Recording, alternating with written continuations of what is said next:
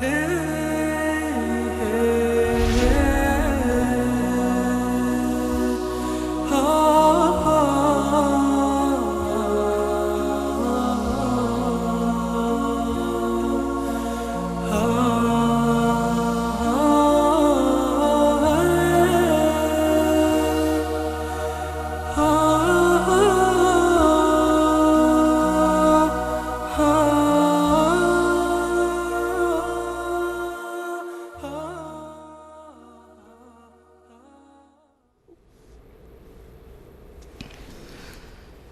الله الرحمن الرحیم. الحمد لله رب العالمین والصلاة والسلام علی رسوله الامین محمد و علی آله و صحبه اجمعین.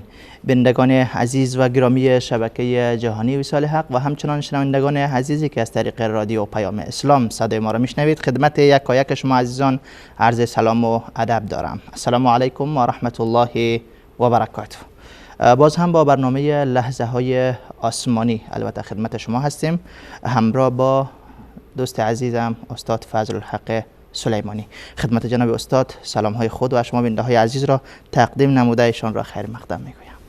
من عرض سلام و ادب دارم خدمت شما استاد عزیزم و برادر بزرگوار استاد رحیمی بزرگوار و همچنین عرض سلام و ادب و احترام دارم خدمت همه بینندگان و شنوندگان عزیزی که صدا و تصویر ما رو دارن. و پیش اگر اجازه بدید من یک یادآوری فقط من باب یادآوری داشته باشیم که تبریک بگم پیش فرارسیدن شب 27 ماه مبارک رمضان رو که احتمال بیشتر بر این هست که این شب از بین شب‌های فرد دهه اخیر شب قدر باشه. احتمالش بیشتر هست و این فرصتی هست که واقعا این فرصت پیش رو انشاءالله ما و همه بینندگان و شنوندگان عزیز استفاده بکنیم.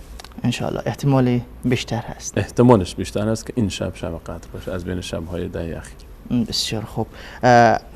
بیننده های عزیز، قسمی که جناب استاد اشاره کردن، ما در 27مین شب از شب‌های ماه مبارک رمضان قرار داریم.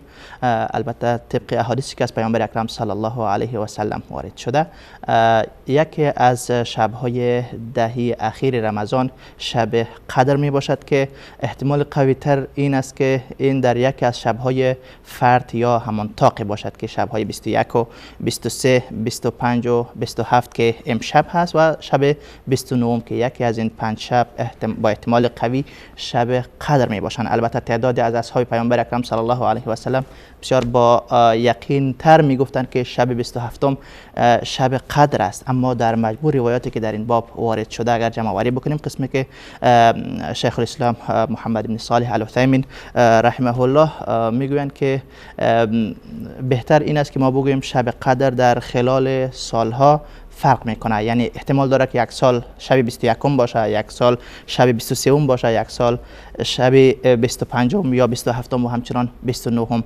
البته باز هم تعداد اکثری از یاران پیامبر اکرم صلی الله علیه و سلم میگفتند که شب 27 شب قدر است. امیدوار هستیم خداوند این شب را نصیب ما کرده باشه در شب‌های گذشته، یا اینکه اگر شب‌های آینده کدامش باشه نصیب ما و تمام شما بیننده های عزیز و شنوندگان گرامی و تمام امت اسلامی بگرداند. البته یکی از ویژگی های شب قدر این است که فیها یفرق کل امر حکیم، تقدیر یک ساله در آن نوشته میشه. از جمله تقدیرهایی که نوشته میشه در یک سال رزقهای انسان ها نیز می باشه. موضوع امروز ما یا موضوع امشام ما البته درهای رزق هست که استاد سعی میکنن از خلال این برنامه برای من و شما بینندگان و شنوندگان عزیز درهای رزق را معرفی بکنن. جناب استاد در ابتدا میخوایم که خود رزق اگر معرفی بکنین، رزق چی است؟ بسم الله الرحمن الرحیم. در باره رزق وقتی بخوایم صحبت بکنیم در خلال آیات کلام الله مجید، باید چند نکته مد نظر ما باشه. اینکه ما در برداشت عامیانه خودمون و برداشت عادی وقتی که بحث از رزق میشه، بیشتر گمان ما میره به سراغ روزی به معنای بعد مادیش، یعنی بعد پوزش فکر میکنیم که آنچه که از مال دنیا در اختیار هر کسی هست، اینو ما بهش بیشتر میگیم روزی. درست. روزی فلانی مالی که در اختیارش هست میگیم روزی یا همون رزق. درست. اما معنای رزق در خود لغت عرب حتی در خلال آیات و روایات وقتی که نگاه میکنیم میبینیم که به غیر از مال دنیا و متاع دنیا هم استفاده شده. درست. کلمه رزق در آیات مختلفی از کلام الله مجید میبینیم که هر نعمتی که الله متعال به انسان داده، سوای که این نعمت نگرین روی من اذیت نکنه شما رو، سوای اینکه نعمت مادی باشه یا نعمت معنوی، این نعمت رو الله متعال اسمش رو رزق گذاشته. درست. و من جمله این رزق ها میتونیم بگیم در رأس همه این رزق ها نعمت های معنوی هستن که به هر حال ایمان یک رزقه که الله تعالی این رو روزی یک بنده خودش میکنه. و بحث آنچه که در باب ایمان انجام میشه، اون فرصت هایی که از عبادت ها نصیب انسان میشه، اون توفیقاتی که انسان پیدا میکنه برای انجام عبادت ها، این همش یک رزقه. درست. یک فرصتی رو الله تعالی برای یک بنده میده که این بنده سبب یک کار خیر میشه، یک فرصت، یک باب عظیمی از خیر براش باز میشه. این یک رزقه. انسان در دنیا یک کار خیری رو میکنه، خدمتی به کسی میکنه، یک دار ایتامی باز میکنه، یک مدرسه باز میکنه، یک فعالیتی انجام میده، یک خدمتی به کسی میکنه، این همش رزقه. درست. سبب هدایت یک شخصی میشه. این چه رزق بزرگی است که انسان سبب هدایت کسی میشه و اون سبب هدایت انسانهای دیگه و تا قیام قیامت این سلسله ادامه پیدا میکنه. این یک رزقه. احیانا یک فرصت انسان اصلا تصور نمیکنه و تخیل نمیکنه، سراغش میاد که فتح باب یک خیری میشه خودش. این هم یکی از بابها و درهای رزقه. و اون معنی که ما هم از اون انتظار داریم، غیر از اون همسر نیکو، همسر خوب و صالح رزقه، فرزند صالح و نیکو رزقه، پدر و مادر خوب، خواهر برادر خوب رزقن. و همین ها رو ما میتونیم در دایره رزق داخل بکنیم. درست. و من جمله از مهمترین ها و از مشهورترین ها و بارزترین ها که بیشتر ما دیده ما نسبت به اون هست، متاع دنیاست و فرصت های دنیاست و مال دنیاست که الله تعالی به بنده عطا میکنه. و این رو هم ما در بحث رزق داخل میکنیم، همونجوری که الله تعالی میفرماید مثلا کلوا من طیبات ما رزقناکم، بخورید از اون رزق حلالی که نصیب شما شده. که اینجا دیگه مراد وقتی که کلو میشه دیگه بحث خوردن مشخصه که مراد مال دنیاست. درست. مراد حطامیه که ما مشاهده میکنیم. و الله متعال در کل همه این رزق به دست الله متعال و یکی از صفات الله متعال رزاقه. رزاق ولی نعمته، صاحب نعمته، که تنها کسی در عالم که تمام این خزانه های نعمت و رزق به دست خودشه.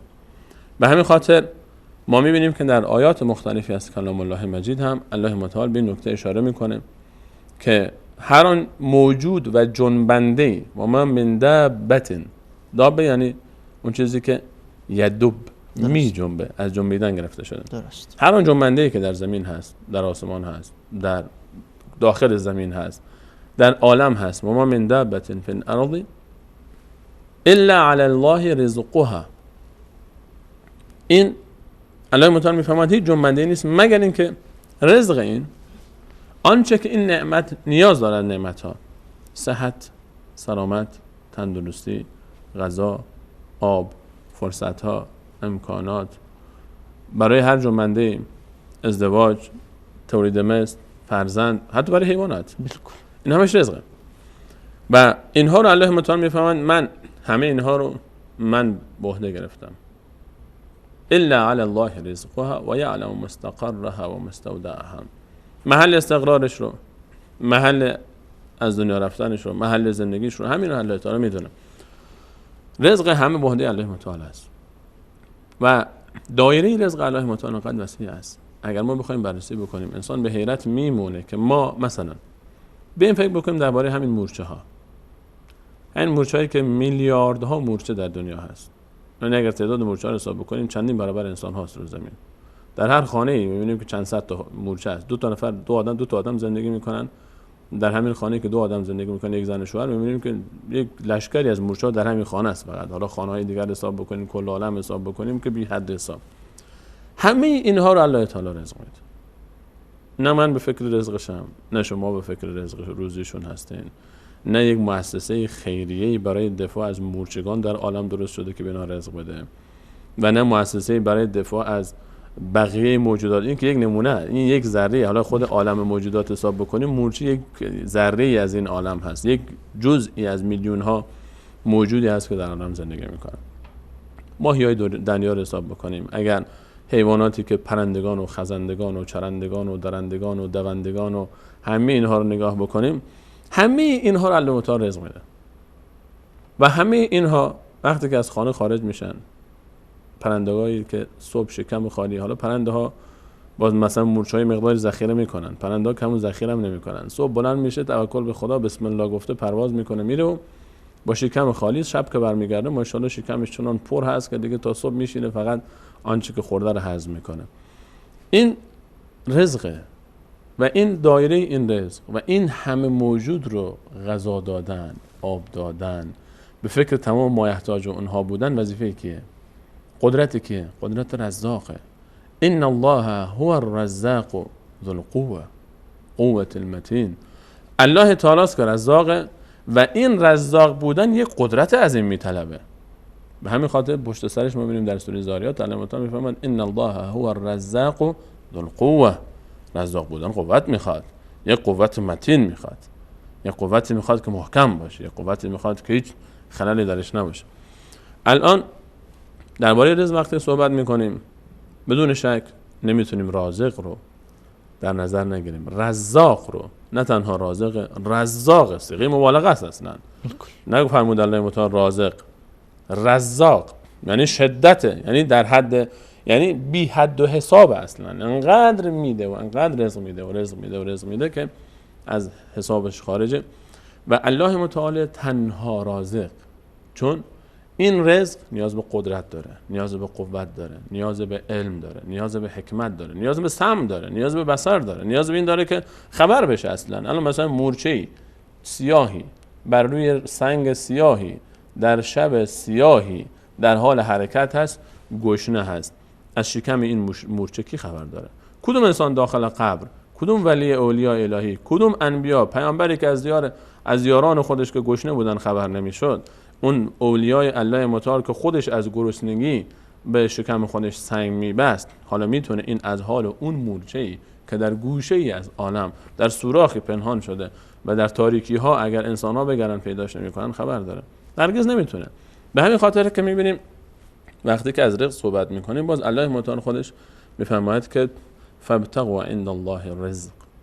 رزق فقط نزد الله تعالی است. و فی السماء رزقکم. رزق شما در آسمون هاست، اختیارش به دست کسیه که در آسمون هاست. اون کسی که در آسمون هاست که الله متعال هست. و همچنین الله متعال ملامت میکنه کسانی رو که میرن پیش غیر الله و یعبدون من دون الله ما لا یملک لهم رزقا.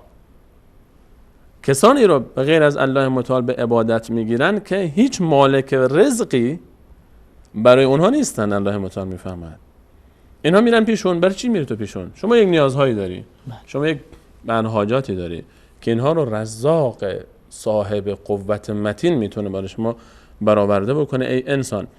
و این میطلبه که شما فابتغوا عند الله الرزق، فقط از الله متعال رزق رو بخواید.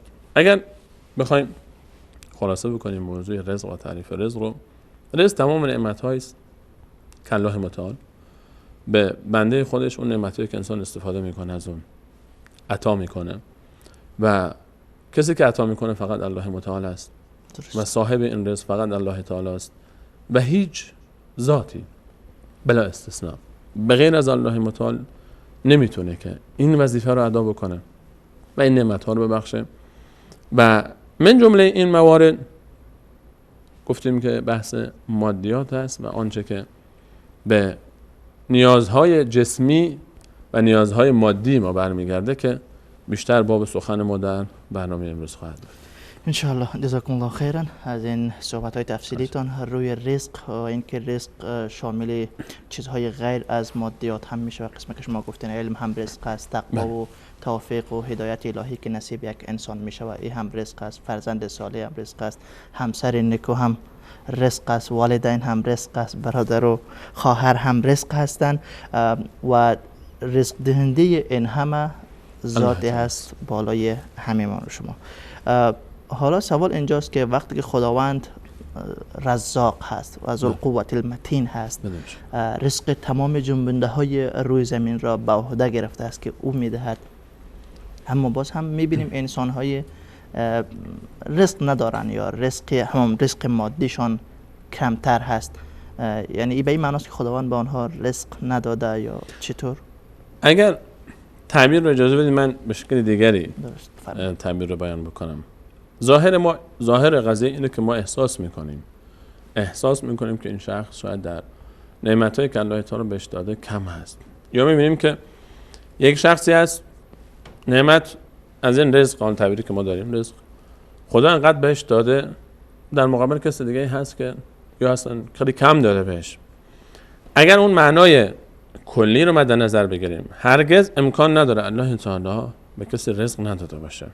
گفتیم رزق فقط مال دنیا نیست، درست، صحت هست، سلامت هست، تندرستی هست. کسی که ظاهرا مال دنیا نداره چشم که داره، گوش که داره، سلامتی که داره، تندرستی که داره. خیلی از کسانی که مال دنیا دارن اینو ندارن.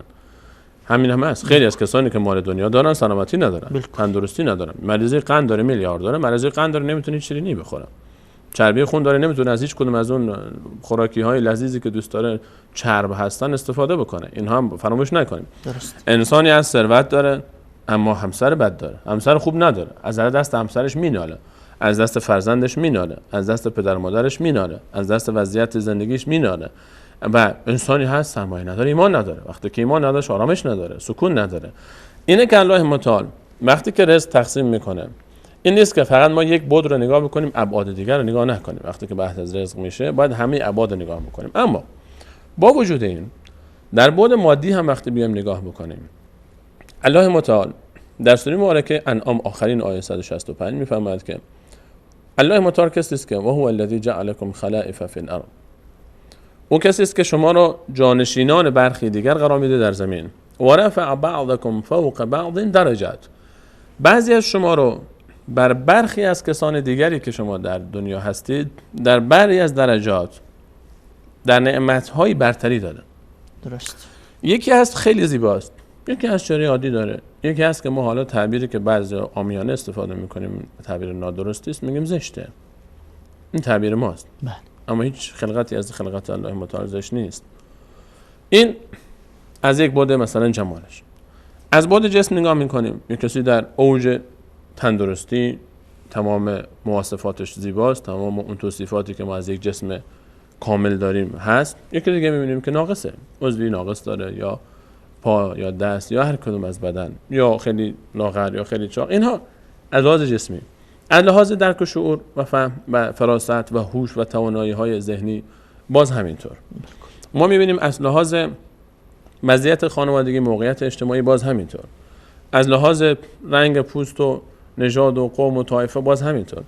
میبینیم که از لحاظ مال دنیا هم یک کسی هست که مال بیشتری داره، کسی هست مال کمتری داره. همه این تفاوت‌ها رو الله متعال میفرماید که من الله رازق که ضمانت کردم رزق تمام موجودات عالم رو. شما انسان‌ها که ولقد کرمنا بنی آدم، شما رو که من کرامت دادم، شما که بهترین مخلوقات من هستید. همون حیواناتی رو که حتی من گفتم نجس هستن، همونها رو من دارم رزق میدم. بالکل. همه اینها رو من دارم رزق میدم. شما رو چطور رزق ندم؟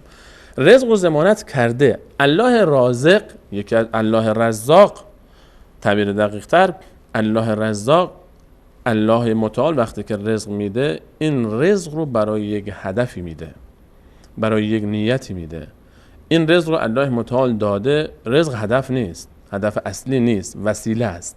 رزق وسیله است برای یک هدف که اون هدف اصلی خلقت انسان هاست. یک هدفی داره خلقت آسمان ها و زمین. الله متعال آسمان و زمین رو خلق کرده برای یک نیتی، یک هدفی. بندگان و موجودات رو خلق کرده برای یک هدفی. الله متعال میفرماید که انسان ها و جنیات رو خلق کرده برای عبادت خودش.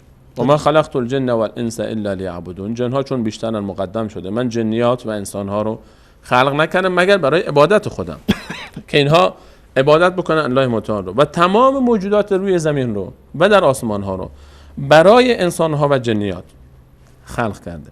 در آیه 29 سوره مبارکه بقره فرمود هو الذی جعل لكم ما فی الارض جمیعا. او کسی است که خلق لكم و هو الذی خلق لكم ما فی الارض جمیعا. او کسی است که خلق کرده هر آن چیزی که در زمین برای شما. هر چیزی که در زمین هست برای انسان ها و جنیات خلق شده. و الله تعالی در آیه 97 سوره انعام میفرماید و هو الذی جعل لكم النجوم، جعل لكم، قرار داده برای شما تمام ستارگان آسمان و زمین رو تحت دو بها فی ظلمات البر و البحر، تا اینکه شما رهیاب بشید در تاریکی آسمان و زمین. هدف از خلقت تمام آسمان و زمین و تمام موجوداتی که الله تعالی به اونها رزق میده، اینها این هست که اینها در خدمت انسان ها و جنیات باشن تا اینها بتونند که چیکار بکنن؟ و ما خلقت الجن والانس الا لیعبدون، تا اینها عبادت الله متعال رو بکنن. پس این رو باید مد نظر داشته باشیم که مسئله رزق یک وسیله است، یک سببه. برای چی؟ برای یک هدف. این وسیله اون هدفه، وسیله عبادته. رزق وسیله عبادته و عبادت معنای شاملی داره، معنای وسیعی داره. تمام آنچه که ما انسان‌ها انجام میدیم در رفتارمون، در اقوالمون، در پندارمون، در حتی درون خودمون، ضمیر خودمون، به نیت تقرب به الله تعالی و به نیت عبادت و با خشوع و خضوع و محبت و ترس از الله متعال میشه عبادت. معنای وسیعی داره. یعنی تمام لحظه لحظه زندگی ما، تعامل ما با اطرافیان میشه عبادت. به خاطر این عبادت، این عبادتی که الان بنده ها باید انجام بدن و آزمایش میشن، الله متعال چیکار کرده؟ الله متعال میفرماید و فضل بعضکم علی بعض فی الرزق. و به تعبیر سوره این در سوره مبارکه نحل است و در سوره مبارکه انعام الله متعال فرمود و فضل بعضکم علی بعض درجات، شما رو در برخی و جعل بعضکم علی بعض درجات، و برخی از شما رو برخی دیگر درجاتی رو برتری داده. و رفع بعضکم فوق بعض درجات، شما رو برتری داده بر برخی دیگر در برخی درجات. این وسیله آزمایشه.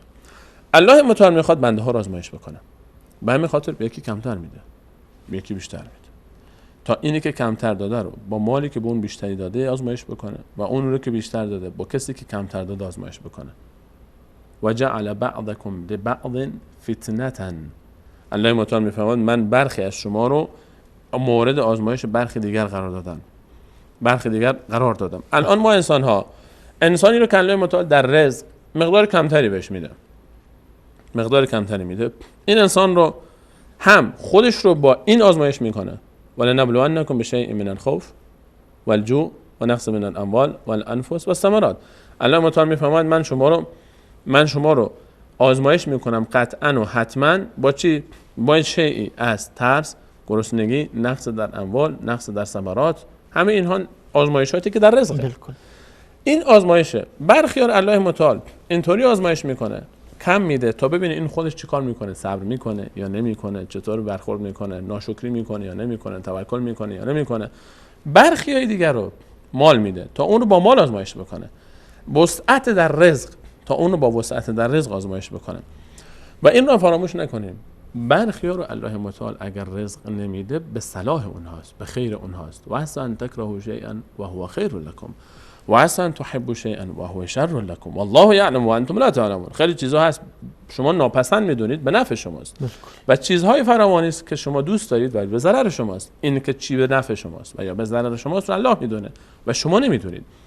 الله متعال باز میفهمد ولو بسط الله الرزق لعباده لبغوا. اگر الله متعال دامنه و دایره رزق رو بست بده و گسترش بده، بندگانی هستن. الله متعال میدونه که آقا این سلیمانی رو اگر من رزق بدم بیشتر از اون حدی که ظرفیتش هست، این آدم بی جنبه است، تواناییشو نداره، این بعض پوزش این انسان نمیتونه، به نفعش نیست که این بیشتر از اون رزقی که الان من بهش دادم بیشتر بهش بدم، چون اگر بدم لبغوا، طغیان میکنه. این سبب دوری از اون هدف اصلی که عبادت من هست میشه. الله متعال نمیخواد بنده خودش رو از اون بنده هایی رو که دوست داره، این رو باید در نظرمون باشه، بنده هایی رو که الله تعالی محبت خاص به اونها داره. احیانا اگر دقت بکنیم خیلی وقتا میبینیم بنده هایی رو که الله تعالی دوست داره در ظاهر از رزق مادی به اونها کمتر داده، اما رزق معنوی رو تا دلت بخواد به اونها داده، رزق ایمانی به اونها داده، توکل به اونها میده، صبر به اونها، رزقه. یک بودی رو کم میکنن تا بود اصلی معنوی که مهمه پررنگ بشه، تا اون هدف پررنگ بشه. و اگر الله متعال میفهمد ولو بسط الله رزق لعباده لبغوا، اینو طغیان میکنن، از راه خارج میشن و میبینیم و دیدیم و میبینیم ما روزانه که خیلی از بنده هایی که تا دیروز مثلا اگر بعض مادیش از لحاظ معیشتیش در یک سطح متوسطی بود، پایبند نمازها بود، انسان پایبندی بود، روزش هم میگرفت، عبادتاش هم مناسب تر بود، سر وقت بود، اما یک دفعه‌ای الان که به دوران رسید و ثروتمند شد و میلیونر میلیاردر شد، نه دیگه نمازش هم ترک شد، عبادتاش هم ترک شد. این چیه؟ این کسب اون رزق معنوی، این گرفته شدن اون توفیقات و اون عبادت ها از این، یعنی اون رزق معنوی از این گرفته شد. رزق مادی اومد اما این رزق مادی رو نتونست، این جامعه نداشت. خیلی وقتها دادن نعمت، باز شدن درهای نعمت مادی و رزق مادی دلیل بر رحمت الله تعالی بر انسان نیست، بلکه برعکس دلیل خشم الله تعالی است، دلیل غضب الله تعالی است، دلیل اینه که الله تعالی این بنده رو ول کرده به حال خودش. چند آیه خیلی عجیب هست که من اجازه میخوام اینها رو بهش اشاره بکنیم، خیلی مهمه. ما بعضی وقتا صحبت‌هایی میشنیم متاسفانه از دور و بریای خودمون در جامعه اسلامی خودمون، از بچه مسلمانای خودمون، که حالا یک کمی سختی، مشکلات، همین آزمایش‌هایی که الله متعال میفرماید بر این شخص زیاد شده، چیکار میکنه؟ شروع میکنه میگه ها ببین فلانی رو که کافره، فلانی که عبادت نمیکنه، فلانی که نماز نمیخونه، روزه نمیگیره، هیچ خدا رو نمیشناسه، اصلا نمیدونه قبله کدوم طرف هست، این انسان ببین چقدر نعمت داره، چقدر قدرت داره، چقدر ثروت داره، چقدر خدا بهش رزق و روزی داده، اما فلانی نگاه کن، نمازش هم میخونه، روزش هم میگیره، عبادتش هم میکنه، اینطور، اما نگاه کن وضعیتش چقدر فقیره. فکر میکنند که محبت الله متعال به بندگان نشانش چیه؟ رزق مادی است. نه، نشانه محبت الله تعالی به بندگان رزق معنوی است. الله متعال رزق مادی رو به هر کسی که بخواد، چه دوست داشته باشه و نداشته باشه، میده. به دشمنانش بیشتر هم میده و چراش الان حکمتاشو ذکر میکنه. اما به بندگانی که کمتر به اونا رزق داده و بندگانی رو که به تعبیر دقیق تر دوست داره کمتر رزق میده، تا حساب کتابشون روز قیامت کمتر باشه، تا اینها اون مال دنیا اونها رو از الله تعالی دورتر نکنه، تا صبر و استقامتشون بیشتر بشه، تا اینها بقیه رو بهتر درک بکنن. الله متعال اون کسی رو که حتی یک مربی وقتی که میخواد کسی رو آزمایش بکنه در میدان و میخواد از این موفق باشه در میدان، کیو میفرسته در میدان؟ یک کسی رو میفرسته که بلد باشه، کسی رو میفرسته برای سختی‌ها و برای مشکلات و برای مبارزه‌های آنچنانی که واقعا روش حساب بکنه. اون کسی رو که اصلا میدونه که آقا این شاگرد تنبله، شما همینجا بشین، چایتو بخور، آب میوه‌تو بخور، چلو کباب هم بیارین بهشون بدین بخوره، یک کوره هم اگه هوا گرمه بگذارید خنک بشه، اگه هوا سرد بخاری هم کنارشون بیارین، همینجا هیچ خسته نکن خودت رو. اما اون یکی در سرما، در گرما، گرسنگی، تشنگی، مشکلات، سختی مبارزه میفرسته اونو به میدان، چون اون حساب میکنه، چون اون قبولش کرده، چون میدونه این شاگرد خوبیه، موفق میشه. این تنبل آبروریزی میکنه، این برش کنه همینجوری بخوره بخوابه، کارش نداشته باشه کسی. اینه که الله متعال میفرمایند الان بعضی از ما فکر میکنیم آقا چرا کفار؟ به خیلی میگن بله چرا کفار این همه نعمت دادن، هر چی جنگ ما مسلمان هست، چرا الله متعال به کافرها این همه نعمت داده، مالهاشون رو ببین، شهرهاشون رو ببین. گرچه این الان یک دوره مقطعی است، ما در طول تاریخ اگه بخوایم حساب بکنیم اینجوری نبوده که همیشه کفار اینجوره باشن، اما فعلا بله واسه حال حاضر ما غالبا این گونه است. الله متعال در سوره مبارکه انعام آیه 44 میفهمد فلما نسوا، وقتی که فراموش کردن انسانها، اون انسانهایی که اونها تذکر داده شد دین خدا، فلما نسوا ما ذکروا به، وقتی که فراموش کردن آنچه که اونها تذکر داده شده بود، فتحنا علیهم ابواب کل شیء. خیلی عجیبه اینا اگه در قرآن نبود انسان باور نمیکرد که این یکی از قانونهای خداست، این یه قانون زمینه. فلما نسوا، وقتی فراموش کردن ما ذکروا به، آنچه که به اینا تذکر داده شده بود، دین خدا، دستورات الله متعال، خدا، دین، پیغمبر، قرآن، قیامت، حساب کتاب، فلما نسوا ما ذکروا به فتحنا علیهم، باز کردم من الله با عظمت برای اینها ابواب کل شیء، درهای همه چیزو. نعمت داره میاد از در و دیوار. فتحنا علیهم ابواب کل شیء حتی اذا فرحوا بما اوتوا، تا جایی میرسه که اینها سرمست میشن از اون چیزی که به اونها داده شده، تمرد میکنن. ولو بسط الله الرزق لعباده، چی میشه نتیجهش؟ لبغوا فی الارض. لبغوا فی الارض. الان دیگه شروع میکنه به تمرد کردن در زمین. آیا این نشانه محبت الله تعالی این هست؟ کلا و حاشا. الله تعالی باز در سوره مبارکه اعراف میفرماید سنستدرجهم من حیث لا یعلمون. اینها رو من الله با عظمت استدراج کردم، اینها رو پله پله دارم به هلاکت نزدیک میکنم و خودشون نمیدونن. من حیث لا یعلمون. بچه ای رو پدر مادر بهش هرچی میگن که این کار نکن، این کارو نکن، این کارو نکن، گوش نمیکنه. تنبیهش میکنن، آدم نمیشه. دوست رفیق میفرستن صحبت بکنه، گوشش بده، کار نیست. آخر خسته میشن. آقا برو هر غلطی دلت میخواد، خیلی معذرت میخوام از این تعبیر، هر غلطی دلت میخواد بکن. این یعنی چی؟ شاید بچه دیگه در خانه دیگه الان پدر مادرش گوششو میگیرن، هی حساب کتاب میکنن، سینجینش میکنن، کجا بودی، کجا رفتی، چرا دیر اومدی، چرا زود اومدی. این که نمیدونه، بچه است دیگه، پیش خودش میگه خوش به حال فلانی. پدر مادرش ورش کردن، اصلا به امید خودش، به حال خودش، هر کاری دوست داره میکنه، پولم بهش میدن، مالم بهش میدن. چرا؟ ناامید شدن، خسته شدن از این. اصلا ولش کن آقا، برو هر جایی که میخوای بری، برو هر کاری میخوای بکنی بکن. حکایت کفار اینه. در آیه 44 سوره مبارکه انعام الله تعالی میفرماید وقتی که اینا فراموش کردن منم درهای رحمت رو ول کردم. اما این درهای رحمت رو نگیم، درهای نعمت رو، چون همیشه نعمت رحمت نیست، بعضی وقتا نقمته. نعمت رو ول کردم. اما این نعمت چیه؟ در آیه 172 سوره مبارکه عالم در سوره اعراف آیه 182 میفرماید که سنستدرجهم من حیث لا یعلمون و املی لهم. من به اینها مهلت میدم. ان کیدی متین. گرفت من، حیله و تدبیر من الله با عظمت خیلی سنگینه، خیلی محکمه. این املی لهم به اینها مهلت میدم. به خاطر چی الله تعالی به اینها مهلت میده؟ در آیه 178 سوره مبارکه آل عمران دلیل این مهلت رو مطرح میکنه. این که ما الان میبینیم کفار زرق و برق زندگیشون از ما بیشتره، ثروتاشون بیشتره، مشکلاتشون کمتره. الله تعالی میفرماید دلیلش اینه. اینها منو فراموش کردن، من اینا ول کردم. این بدبختا که فقط همین دنیا رو دارن، من این دنیا رو به اینا دادم. به چند حکمت. علاوه بر این که اینها به خیال خودشون ول شدن، به اینها مهلت میدم. در آیه 178 سوره آل عمران میفرماید ولا يحسبن الذين كفروا انما نملي لهم خير لانفسهم. کفار فکر نکنن که من مهلت میدم به اینها که خیر اینها رو میخوام.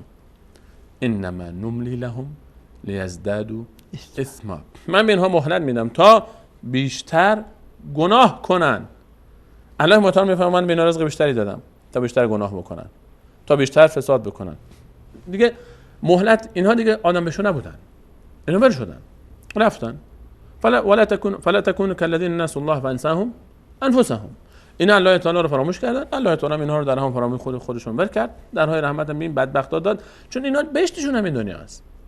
باز هم رحمت و فضل الله تعالی رو ببینید که در همین دنیا حداقل به اینها میده. کارو نیک میکنن، مؤسسه خیریه دارن، این بخشش و بذل بخشش میکنن، همه اینها رو اختراعات میکنن، اکتشافات میکنن. الله تعالی اجر و پاداش همه اینها رو در دنیا به اونها میده، در دنیا میده به کفار. مریضی رو از اونها دور میکنه، مشکلات رو از اونها دور میکنه، سختی رو از اونها دور میکنه به خاطر اون کارهایی که میکنن. در مقابل کافر مسلمان میبینیم که مشکلات داره، سختی ها داره. چرا؟ تا الله تعالی گناهانشون رو ببخشه، تا الله تعالی به اینها استقامت و صبری که میکنن با این وسیله اینها رو روز به روز به اینها اجر و پاداش بیشتر میده و حتی اگر گناهی دارن در دنیا همین گناهشون رو در دنیا میبخشه. و یک دو آیه دیگه هم از سوره زخرف من اشاره بکنم تا این موضوع کاملا حل بشه برای ما و شما که الله متعال اگر به کافری نعمت داده نه به خاطر محبتشه، به خاطر اینکه میخواد این رو با اون فرمود ان کیدی متین، یک نقشه الله تعالی برای این کافر کشیده که در به در میکنه این کافر رو اون نقشه، اما خودش نمیدونه چون دور شده از الله تعالی. دیگه الله تعالی دیگه وارد جنگ شده با این با الله تعالی جنگ کرده. در سوره زخرف یعنی جواهرات، یعنی طلا، یعنی چیزهای با ارزش. الله متعال میفرماید که ولولا، اگر در آیه 33 ولولا یکون الناس امه واحده، اگر بیم این نمیرفت که انسان ها همه یک امت بشن، همه یک دست بشن، الله از اعتقاد باور، لجعلنا، من الله با عظمت قرار میدادم لمن یکفر بالرحمن، برای اون کسی که کافر میشه به الله با عظمت و رحمان، لبیوتهم سقفا من فضه، برای خونه ها اینا، سقف و خونه ها اینا رو من از نقره میساختم. الله تعالی میفهمه انقدر نعمت میدادم که سقف و خونه هاشون خشت نقره بگذارن اصلا. و معارج علیها یظهرون، و همچنین راپله‌هایی باشه که راپله‌هایی داشته باشه، خونه‌های اینها که از اونها بالا برن. ولی بیوتهم ابوابا و سررا علیها یتکئون و زخرفا، تخت‌ها، درها که بر اینها تکیه بدن و از طلا هم اینها رو می‌ساختن. و ان کل ذلک لما متاع الحیات الدنیا، همه این زندگی گذرای دنیاست. عند رب والآخرة عند ربک للمتقین، اما اینا مال دنیای این هست، آخرت فقط از آن متقین است. پس در دنیا اگر میبینیم اولا که الله متعال به خاطر آزمایش بنده ها یک کسی رو کمتر بهش رزق میده، یک کسی رو بیشتر میده. اینو که به کسی بیشتر داد، رزق مادی علل خصوص هیچ ربطی به علم و درایت و هوش و ذکاوت و خوشگلی و ایمان و کفر نداره. این فقط الله تعالی به خاطر حکمت هایی که دانسته به بندگانی بیشتر میده، بندگانی کمتر میده تا بعضی رو با بعضی دیگه آزمایش بکنه. و درباره کفار الله متعال میگه من به اونها نعمت میدم تا اونها گناه بیشتری بکنن به خاطر اینکه از من دور شدن و اینها رو تازه این کمه، تازه الله تعالی میفهمن. اگر بیمی نبود که این 4 تا مسلمانی هم که هستن اینا هم کافر بشن، من خونه ها اینا رو از طلا و نقره درست میکردم اصلا. این آیه قرآنه، آیه 33 سوره زخرف. پس این تفاوت رزق در زندگی ما دلیل حکمت ها داره که از جمله مهمترین دلایلی که الله متعال در قرآن ذکر می‌فرماید به خاطر آزمایش انسان ها به دیگر هست. و این انسان مسلمان همیشه چون توکلش به الله تعالی است، چون ارتباطش به الله تعالی است، این رو میدونه که هر چیزی که الله تعالی برای من رقم میزنه به خیر منه. و الله تعالی میدونه بعضی از انسان ها رو که اگر به این رزق بدم بغاوت میکنه، محبت، بچه رو اگر بهش پول بدم میره کاری بد میکنه، فساد میکنه، بهش نمیده، اون پدرش بهش نمیده. ولی الله المثل الاعلی، مثال الله تعالی خیلی بالاتر از این. جزاکم الله خیرا. اجازه بدین یک میان برنامه کوتاه را ببینیم. بینندگان عزیز و شنوندگان محترم، یک میان برنامه کوتاه را میبینیم و با ادامه موضوع درهای رزق برمیگردیم. با ما باشید. نور في الظلمات أنسي في خلواتي يا سعدي وهنائي القرآن.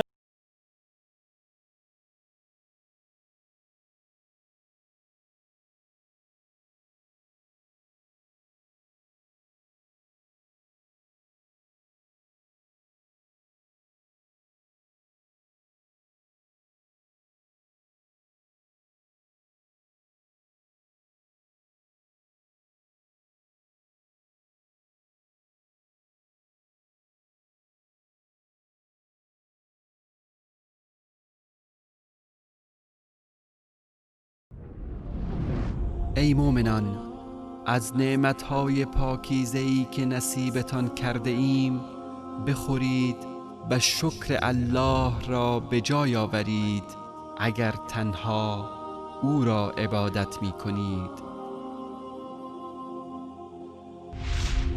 نور في الظلمات أنسي في خلواتي يا سعدي وهنائي القرآن حياتي. يا ليلة القدر وفضل بارنا خير من الدهر بالعفو تأتينا.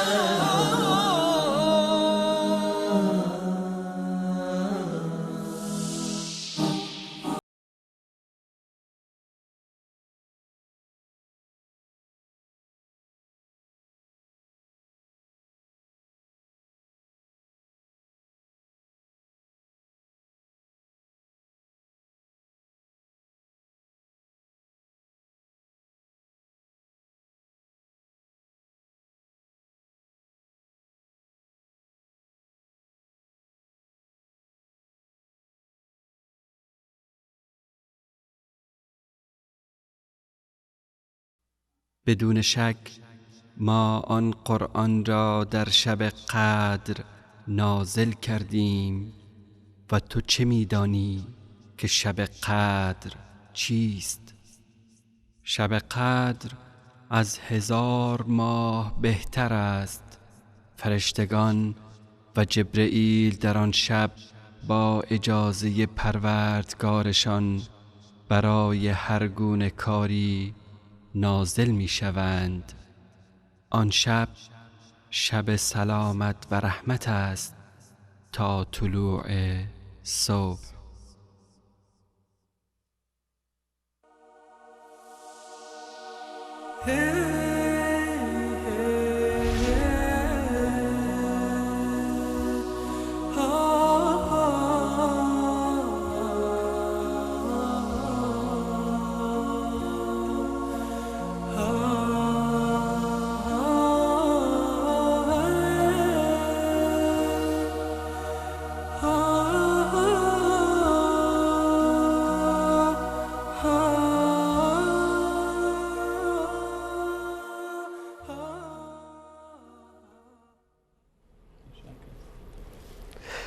با سلام مجدد خدمت شما بینندگان عزیز و گرامی و شنوندگان رادیو پیام اسلام. با موضوع درهای رزق خدمت شما هستیم. استاد سلیمانی عزیز در ابتدا رزق را تعریف کردن و رزق را وسیع‌تر از آنچه معرفی کردن که ما به فکرش بودیم.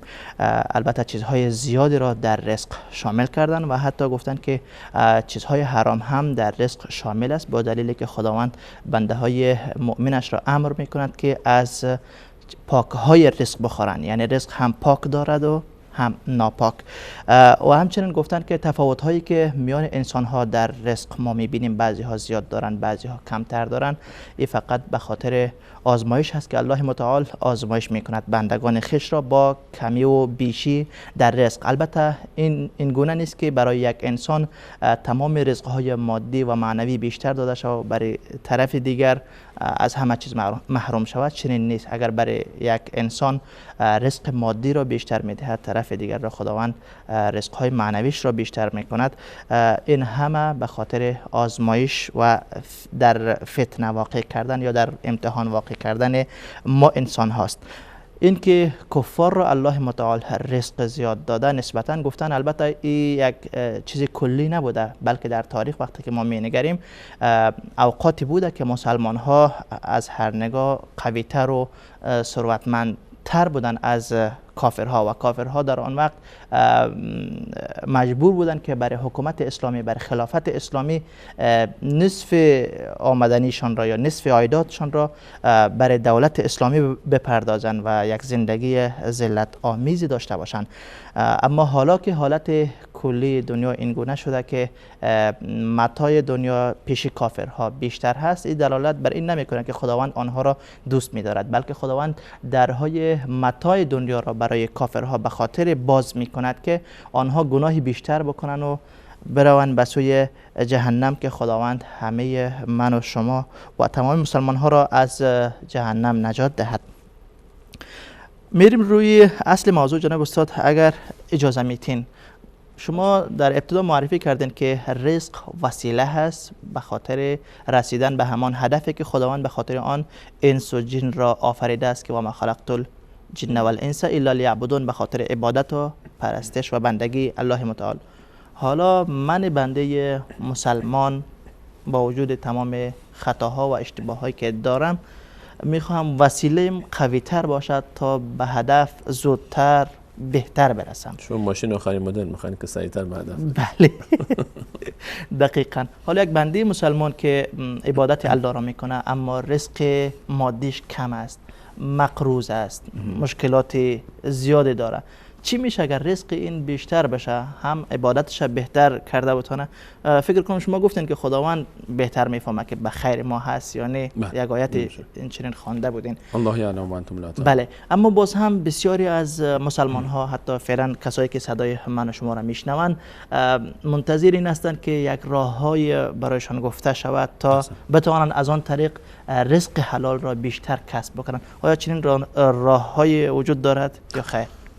طبیعتاً بدون شک راه‌های زیادی هست. فقط من اجازه میخوام قبل از اینکه وارد این موضوع بشیم، تو خاطر اینکه شبهه ایجاد نشه در موضوع این که ما گفتیم آیات کلام الله مجید رو که الله متعال کفار رو به خاطر اینکه الله تعالی رو ترک کردن مهلت میده تا گناه بیشتر بکنن و عذاب بیشتر ببینن، این به معنی نیست که الله تعالی دوست داره بنده‌اش به دوزخ برن، هرگز کلا و هاشو.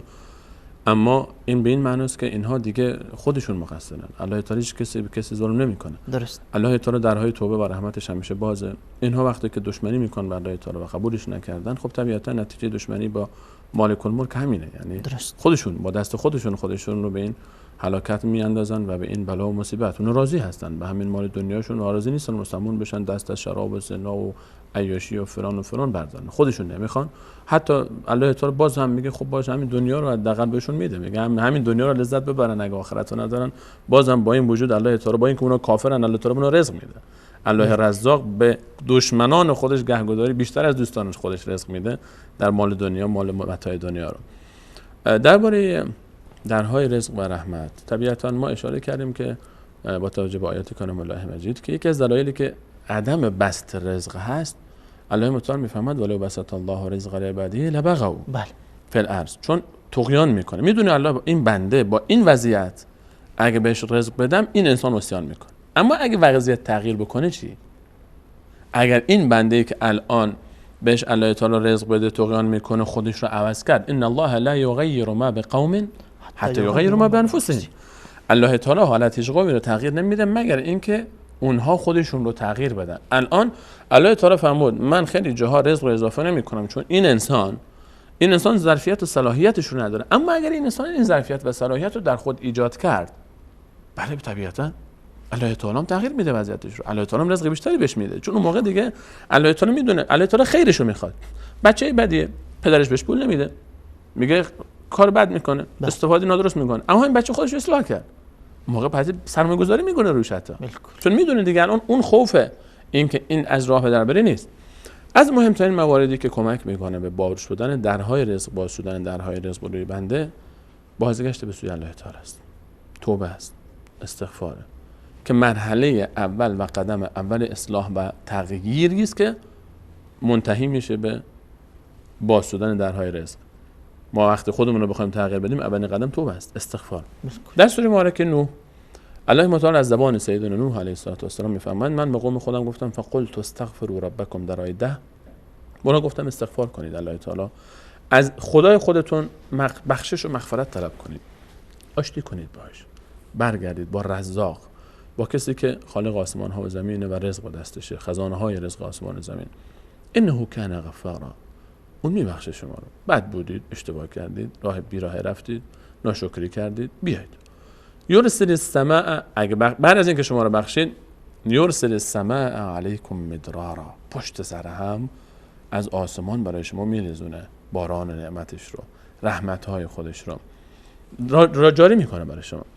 خشکسالی باران یک رزقه، چرا رزق بهتر است؟ کشاورزی، فلاحی، باغبانی، جمعیتی، منطقه‌ای از خشکسالی میدانن. خب باران کی میاره؟ الله تعالی میاره. بله درسته آب دریا میره، ابر میشه میاد، خب همینو کی این کارو میکنه؟ همین قوانینو کی انجام داده؟ الله تعالی. سرزمینی که تا 20 سال پیش 15 سال پیش چنان بارندگی‌ها داشت که سیلاسا بود، تمام کشت‌ها رو سیل خراب میکنن، الان چند سال خشکسالی شده. خب این همون سرزمینه، همون فاصلهش از دریا همون فاصله است، همون ابرهایی که تا جز میاد الان نمیاد. الله تعالی اگر بخواد عوض یرسل السماء علیکم مدرارا و یمددکم باموال و بنین، به شما پسر فرزند میده. کسی که فرزند نداره رزق دیگه، مگه نگفتیم فرزند یک رزقه؟ فرزند نداره چیکار باید بکنه؟ استغفار. پدر و مادری که صاحب فرزند نمیشن، الله تعالی میفرماید اگر استغفار کردید الله تعالی باران نعمت‌ها رو میفرسته، فیمددکم باموال، یمددکم باموال و بنین، به شما مال هم میده، فرزند هم میده. کسی فرزند نداره استغفار بکنه، کسی مال کم داره و یمددکم باموال، رزق میخوان، ماشین آخرین مدل میخوان، به هدف بهتر برسه، استغفار. یرسل السماء علیکم مدرارا و یمددکم باموال و بنین، همینا رزقه، باران رزقه، نعمت الهی رزقه، مال دنیا رزقه، فرزند رزقه. و یجعل لکم جنات و یجعل لکم انهارا، باغ رزقه، نهرها رزقه. همه اینها با چی در میاد؟ فقل استغفروا ربکم، استغفروا ربکم، استغفار. الله تعالی ما رو امر میکنه به استغفار در آیات مختلف. من به خاطر ضیق وقت اشاره نمیکنم بیشتر از این. رسول صلی الله علیه و سلم فرمود من روزی بیشتر از 100 بار، در یک روایت 70 بار من استغفار میکنم. در یک روز 100 بار استغفار میکنم، 70 بار استغفار میکنم. وقتی که رسول صلی الله علیه و سلم این کار میکنه ما دیگه چرا نکنیم؟ و میدونیم که رسول صلی الله علیه و سلم از در و دیوار رزق میریخت برایشون. پیامبر میلیاردر، بعضی فکر میکنن رسول الله صلی الله علیه و سلم فقیر بود، فقیر نبود، فقیرانه زندگی میکرد. غنایم می اومد از این طرف از اون طرف. یک روزی در یک وادی چند هزار گوسفند و شتر و بز بودن که سهم رسول صلی الله علیه و سلم شده بود از غنایم. یک بادیه نشینی آمد گفت یا محمد همه اینها مال توئه. این همه گوسفند و شتر. گفت میخوای همش مال تو بشه؟ گفت شوخی میکنی؟ منو مسخره میکنی؟ گفت نه همش مال تو، ورد برو خدافظ. اون ورداش رفت. حتی وقتی که در مسیر میرفت برمیگشت پشت سر نگاه میکرد پشیمون نشده باشه. رسول الله صلی الله علیه و سلم فقیرانه زندگی کرد، اما میلیاردر بود میبخشید. از بس هر چی به خانه میومد پخش میکرد، بعض رو بخشش میکرد، نگه نمیداشت، نمیخواست اینطور زندگی کنه. استغفار اولین چیزیه که ما رو اصلاح میکنه. ما باید برگردیم، باید اصلاح کنیم، خودمون رو عوض کنیم. ما وقتی خودمون رو عوض کردیم اون موقع قوانین عوض نمیشه، قانون عوض نمیشه، قانون همون قانونه. ما در یک فرمول دیگه قرار میگیریم. ما دیگه اون آدم قبلی نیستیم، جای ما اونجا نیست، جای ما یک جای دیگه است. جای ما در جایی که درهای باب رزق روی ما الان دیگه باز میشه، چون انسان خوبی شده. استغفار، توکل. رسول صلی الله علیه و سلم فرمود و انکم توکلون علی الله حق توکله لرزقکم کما یرزق الطیر. اگر شما اون گونه‌ای که شایسته توکل الله تعالی است بهش توکل کنید، شما رو همون گونه‌ای که اون پرنده ها رو روزی میده شما رو روزی خواهد داد. تغدو خماسا و تروح بطانا. صبح از خونه با شکم خانه میره، شب برمیگره شکمش پره. پرنده کجا میره؟ این همه پرنده در شهرها. من در تعجبم. من حیرت من در شهریه که زمینش آسفالت، سنگ، در و دیوار سنگ و آسفالت.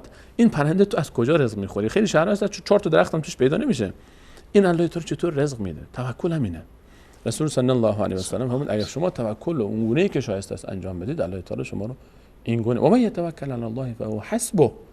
الله متعال میفهمد اگر کسی توکل بکنه به الله تعالی برش کافیه. توکل بکنه. این توکل به معنی نیست که بشین اینجا دست و دست هم بذاری خب من توکل کردم خدا به من میده دیگه. نه خیر.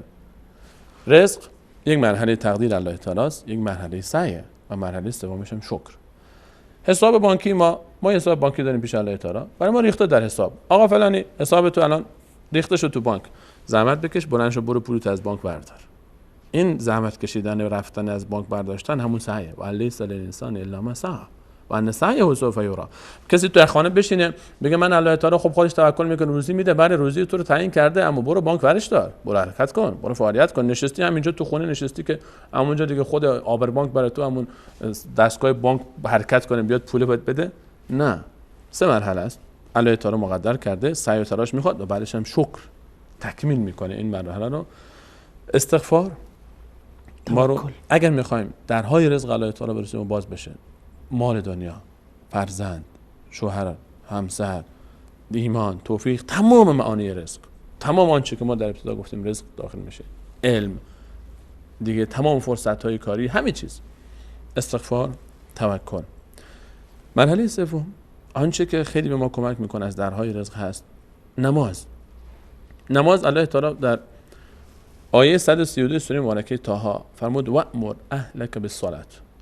امر کن خاندان خودت رو به نماز. واصطبر علیها، خودت هم صبر کن. واصطبر نفرمود واصبر، واصطبر یعنی خیلی تلاش کن. بیدار شدن بر نماز، خواب، سرما، گرما، خستگی، رفتن به مسجد، جماعت، خانواده رو بیدار کردن، بچه رو از خواب بیدار کردن، دریوری شاید بگه انسان ناراحت بشه، فوش بده، خانم رو ناراحت کردن، از خواب شیرین بیدار کردن. اینها صبر میخواد، استقامت میخواد. نه تنها خودت، خانواده.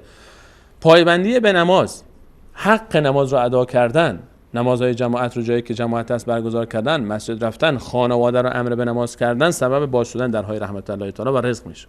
وأمر اهلک بالصلاة واصطبر علیها.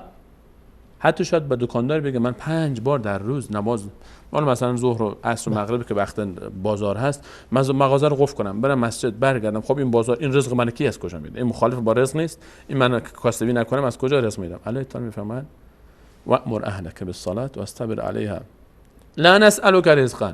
قرار نیست تو ما رزق بدی، بنده من. نحن نرزقک. من الله تعالی که به تو رزق میدم. من به تو میگم مغازه رو ببند، برو نماز بخون. اذا نودی للصلاة من یوم الجمعة فاسعوا الی ذکر الله و ذروا البیع. تعدیل کن تجارت تو، برو برای رزق. من رزق تو رو تکمیل میکنم، من رزق تو رو کامل کردم. یکی از اسباب گشایش رزق نمازه. ولو در ظاهر این گشایش نیست، بستن در مغازه است که ما فکر میکنیم مصدر رزقه، اما الله تعالی میفهمد اگر بستی و رفتی نماز خوندی رزق تو زیاد میکنم، برکت میارم به دکانت و مالت. اگر نرفتی منتظر اون دیگه خود ملامتی. نماز و پایبندی به نماز یکی از فوایدش اینه که فواید فراوان داره نماز. یکیش اینه که رزق انسان، روزی و برکت در زندگی انسان میاد. استغفار، توکل، نماز، انفاق، بخشش، بذل و بخشش. اینم در ظاهر مثل بستن دکان وقت نماز، در ظاهر در نقطه مقابل رزقه. انفاق کردن یعنی بخشیدن، دادن. الله تعالی میفرماید که و ما انفقتم من شیء فهو یخلفه در سوره مبارکه سبا آیه 32. الله تعالی میفرماید ان الله هو الرزاق. اگر شما بخشش بکنید، بذل و بخشش بکنید، انفاق بکنید، الله تعالی جایگزینش میکنه در همین دنیا قبل از آخرت. الله که رزاق شماست. تو چی میترسی؟ من الله میگم تو بده من بهت میدم. انفق انفق علیه. در روایت رسول صلی الله علیه و سلم فرمود که الله تعالی میفرماد یا ابن آدم انفق انفق علیه. با روایت بخاری است که ای فرزند آدم انفاق کن تا الله تعالی به تو انفاق بکنه. استغفار، توکل، نماز، انفاق، بذل و بخشش، بخشیدن. الله رسول صلی الله علیه و سلم قسم فرمود که قسم خورد که قسم میخورم هیچ مالی با صدقه و انفاق کم نمیشه. موضوع بعدی صله رحم. پنجمی، رابطه خویشاوندی رو برقرار کردن.